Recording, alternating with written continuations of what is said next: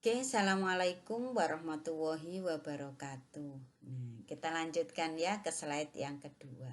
Kenapa saya buatnya 2 slide? Biar tidak kelamaan. Kalau kelamaan dengarkan suara saya kan bosan juga ya. Di eh, slide yang sebelumnya itu kita sampai pada tahap usia prasekolah ya. Nah, kalau anak-anak di usia prasekolah mulai umek-umeknya lari ke sana kemari, perkembangan motorik kinestetiknya luar biasa. Itu bikin orang tua harus memiliki kemauan untuk beradaptasi terhadap situasi-situasi itu. Nah, tambah lagi kan kesibukannya, yaitu mengawal perkembangan anak di usia prasekolah. Nah, di tahap selanjutnya keluarga dengan anak usia SD. Sudah prasekolah itu kan TK, playgroup TK itu prasekolah. Nah, kemudian di usia SD. Ini mulai lagi ada perkembangan-perkembangan di usia SD, misalnya dia mulai mengembangkan disiplin, terus kemudian orang tua harus mendorong anaknya berprestasi seperti apa, baik secara akademik maupun non-akademik. Kemudian lebih jauh lagi, kalau kemarin relasinya itu keluarga itu dengan pasangan, dengan keluarga pasangan ini, tapi kalau sudah masuk di sekolah, maka relasinya akan berkembang pada pihak atau lembaga sekolah. Atau juga misalnya lembaga-lembaga non formal, misalnya les-lesan dan yang lainnya kalau anak kita les atau kursus. Maka kita harus bisa bekerja sama secara kooperatif dengan lembaga-lembaga tersebut agar anak-anak kita menjadi anak-anak yang bisa belajar banyak pada lingkungan yang lain dan menjadi anak yang berprestasi baik secara akademik maupun non-akademik. Nah, di fase ini tugas dari keluarga adalah bagaimana mendidik anak, mengajari anak untuk mempersiapkan masa depannya, membiasakan anak belajar secara teratur. Nah, ini di usia SD. Karena di usia SD itu sistematika berpikir, sistematika kehidupan itu sudah mulai diawali ditata. Jadi kerangka berpikir itu diawali dari usia-usia SD kalau secara sistem ya, sebagai sekolah formal. Nah, makanya pelajaran itu misalnya menghitung dari satuan, puluhan, ratusan. Terus kemudian mengenali simbol dan yang lainnya. Nah, ini orang tua perlu mendampingi di saat anak-anak di usia SD. Menemani dia belajar, memotivasi mereka untuk berprestasi. Nah, setelah SD, masuklah anak-anak kita di usia pubertas. Jadi, mulai beranjak dewasa, mulai balik, mulai belum dewasa sih, tapi beranjak menuju dewasa, yaitu usia remaja. Terjadi banyak perubahan di situ. Misalnya yang perempuan mereka mulai menstruasi. Terus kemudian yang laki-laki mulai mimpi basah. Nah, bagaimana orang tua menemani di fase-fase ini? Mulai muncul ketertarikan terhadap lawan jenisnya. Mulai mereka memiliki persoalan-persoalan, baik dengan temannya, dengan ini, dengan orang tuanya. Nah, dinamika di masa remaja atau biasanya dikatakan sebagai masa untuk memulai menggambarkan bagaimana identitas mereka.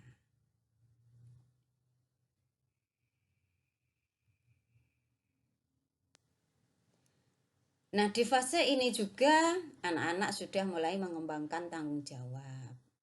Bagaimana relasi anak dengan orang tua, komunikasinya, bagaimana nasihat-nasihat yang diberikan oleh orang tua kepada remaja. Di usia ini dianggap sebagai usia yang paling rawan karena memang masa remaja itu adalah masa peralihan antara anak-anak dengan dewasa. Masa remaja itu dianggap anak-anak bukan, karena mereka sudah melewati masa anak-anak. Masa anak-anak itu dimana ketergantungan terhadap orang tua itu full. Kemudian dewasa mulai memunculkan sudah mandiri dan yang lainnya. Nah, ini juga belum. Jadi anak-anak tidak, dewasa belum. Nah, ini masa-masa rawan. Masa-masa tengah ini.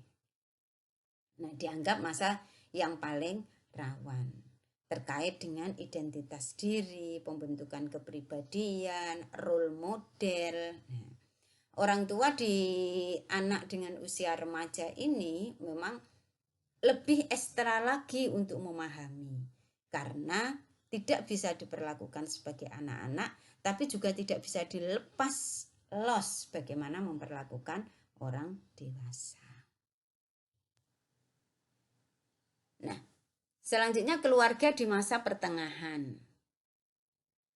Nah, ini seperti masa-masa sekarang ini. Suatu saat kalian juga akan mengalami masa-masa ini. Jadi anak-anak sudah mulai besar, mulai dewasa, dan kemudian mereka mulai menentukan rencana masa depannya dan berproses untuk mewujudkan masa depannya. Nah, kayak tadi di fase awal tadi ya. Berat memang, tidak semua orang tua. Saya beberapa di Jombang itu misalnya ada beberapa orang tua itu mereka lebih memilih untuk menyekolahkan anaknya di Jombang saja. Alasannya apa? Ya biar tidak keluar dari rumah. Jadi biar tetap berada di rumah, dia bisa mengawasi secara teratur 24 jam anaknya kemana. Nah, ini ketidaksiapan orang tua untuk berpisah dengan anaknya ataupun memberikan kepercayaan. Ada juga yang kuliah itu sampai diantar sama ibunya, ditunggui sampai anaknya selesai setelah kuliah, kemudian pulang sama ibunya juga. Nah, ada banyak hal. Tapi ada juga yang kemudian dilepas merantau jauh, yang dari luar Jawa misalnya, atau sekolah ke luar negeri.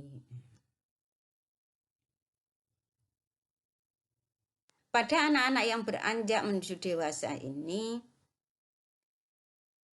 mereka mulai mengembangkan karirnya, bekerja di mana. Misalnya lulus SMA langsung bekerja. Tapi ada juga yang kemudian mengembangkan pendidikannya, melanjutkan kuliah di mana. Ada juga yang kemudian mereka menikah. Jadi tidak bekerja, tidak sekolah, tapi kemudian memutuskan untuk menikah.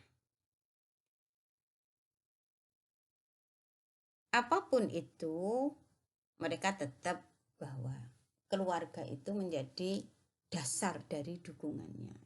Nah, kenapa tadi saya sampaikan menikah itu bukan hanya soal cinta, jadi antara A dan B yang penting senang, tidak. Tapi bagaimana dukungan dari dua keluarga ini. Yang menikah, ketika menikah itu yang menikah tidak hanya kalian pelaku pernikahan, tapi juga dua keluarga di belakang kalian. Jadi tugasnya adalah juga menyatukan tidak hanya hati kalian dan pasangan, tapi juga hati dan pikiran keluarga.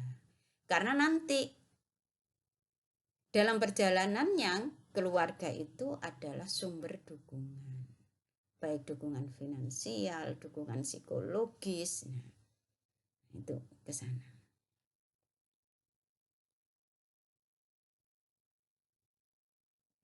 Tahap dewasa awal, tahap pelepasan menuju mereka berumah tangga.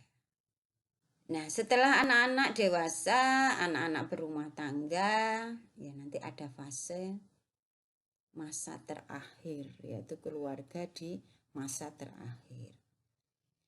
Jadi ya, menemukan pasangan, dari lajang menemukan pasangan, kemudian menikah. Setelah menikah, ada kehadiran anak, orang tua, kalian nanti membesarkan anak-anaknya mulai dari dia lahir sampai dewasa. dari lahir sampai dewasa itu juga dengan segala dinamikanya, sampai akhirnya kemudian mereka menikah, mereka dengan keluarganya masing-masing. Nah, kalian menjadi nenek kakek. Nah, ini adalah berada di fase keluarga di masa terakhir setelah mengentaskan anak-anaknya. Nah, kalau yang bekerja sudah pensiun, sudah menikmati masa pensiun. Ada juga kalanya persoalan-persoalan di situ muncul, misalnya salah satu pasangan meninggal duluan atau kondisi ekonomi. Jadi juga banyak sekali persoalan-persoalan di tahap ini. Di psikologi dikatakan bahwa fase ini menjadi fase sangkar kosong. Sangkar kosong. Jadi ketika orang itu kan bahagia ya, rumah awalnya ada anak-anak, celoteh mereka. Nah, kemudian tiba-tiba mereka pergi dengan keluarganya masing-masing, dengan pasangannya masing-masing. Nah, rumah terasa menjadi sepi. Akhirnya kembali juga kepada pasangannya masing-masing. Kalau pasangan itu masih ada. Nah, semoga kita diberikan umur panjang, berjodoh dunia akhirat dengan pasangan kita. Nah, bisa umur panjang yang barokah dan manfaat dalam kondisi sehat fisik maupun psikologis, bisa melihat anak-anak kita mencapai suksesnya dan menjadi anak-anak yang soleh dan soleha. Nah, di usia-usia ini biasanya juga mulailah muncul silaturahmi. Kalau pas bekerjanya itu enggak kok berdolan-dolan ke dulur-dulurnya. Tapi kalau sudah mulai tua itu suka main ke sana kemari, sambang dulur ini, sambang dulur ini. Nah, kadang anaknya diminta untuk mengantarkan. Senang sekali untuk bersilaturahmi, menjalin kembali kekerabatan. Nah, tahap berdua kembali, berdua ya, bukan kedua. Jadi karena anak-anak sudah dengan kesibukannya yang bekerja memaksimalkan di karirnya, yang pendidikan, yang kuliah di mana, atau yang menikah mereka sudah sibuk dengan keluarganya, maka pada fase sangkar kosong ini sebaiknya adalah kembali kepada pasangan. Saling mendukung lagi seperti awal-awal, harus itu yang dirasakan agar tetap menguat antar satu dengan yang lain, saling mendukung satu dengan yang lain. Fase ini juga dikatakan sebagai fase keluarga tua karena isinya nenek dan kakek. Mulailah biasanya di fase-fase ini mulai hilang atau mulai kesehatan mulai menurun. Pekerjaan mulai pensiun, orang yang dicintai atau pasangannya salah satunya, kadang rumah, kadang harapan, banyak sekali persoalan-persoalan yang muncul di sini. Tahap ini masuk ke tahap lansia atau usia lanjut usia. Dan kemudian orang mulai mempersiapkan diri biasanya untuk kehidupan akhirat. Biasanya mulai banyak ikut ngaji-ngaji, memperbanyak beribadah, wiritan dan yang lain. Jadi kehidupannya itu beralih kepada spiritual. Itu yang membedakan, misalnya sama-sama berdua fokus di pasangan, tapi kalau yang pertama tadi di fase lajang kemudian menikah awal, itu mereka orientasinya lebih ke bagaimana pengembangan di masa depan terkait dengan anak-anak, ekonomi, pendidikan dan yang lainnya. Tapi kalau di usia ini lebih pada bagaimana kesempurnaan hidup, arahnya adalah untuk menghadapi kehidupan setelah meninggal, yaitu kehidupan di akhirat. Nah, fokusnya lebih di sana. Meskipun kita juga nemuin nanti akan ada persoalan orang tua tambah nakal dan yang lainnya. Nah, paling enggak di fase ini ketika melampaui setiap fase dengan baik, maka di usia keluarga menjadi tua ini yang ada adalah bagaimana menuju tahap kesempurnaan. bahagia di usia tua, bahagia secara lahir, batin, secara fisik, psikologis, dan spiritual. Saya kira itu untuk hari ini tentang bagaimana siklus atau tahapan-tahapan kehidupan berkeluarga secara garis besarnya. Nanti pertemuan selanjutnya akan kita bahas satu-satu dengan segala problematika yang ada. Saya kira cukup. Terima kasih banyak. Mari kita belajar bersama-sama dan mari kita menerapkan apa yang kita dapatkan. Misalnya kalian yang masih lajang atau yang sudah pasangan, cobalah berpikir serius, berorientasi terhadap kehidupan di masa depan, melihat kembali pasangan seperti apa yang tepat. Nah, harus punya kriteria, ndak angger sepenting dapat, ndak boleh. Harus punya kriteria karena akan mewujudkan masa depan itu bersama-sama. Semoga kalian menemukan jodoh yang soleh dan solehah, alim, alamah. Terima kasih, saya cukupkan sampai di sini. Wassalamualaikum warahmatullahi wabarakatuh.